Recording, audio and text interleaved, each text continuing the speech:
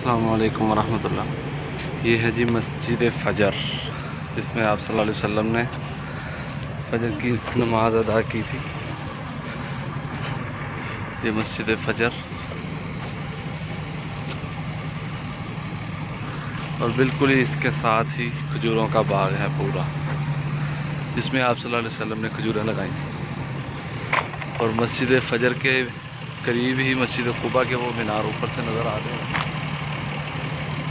और इस तरफ मस्जिद ज़रार थी, जो साजिशी लोगों ने आप सल्लल्लाहु अलैहि वसल्लम को कत्ल करने के बहाने उनको कहते थे कि आप सल्लल्लाहु अलैहि वसल्लम को कि यहाँ आकर नमाज़ पढ़े। तो आप सल्लल्लाहु अलैहि वसल्लम वहाँ जाने से उनको मना करते थे और कहते थे जब मैं जंग से वापस आऊँगा फिर वहाँ आकर नमाज़ पढ़ूँगा। ये मस्जिद फ़जर है,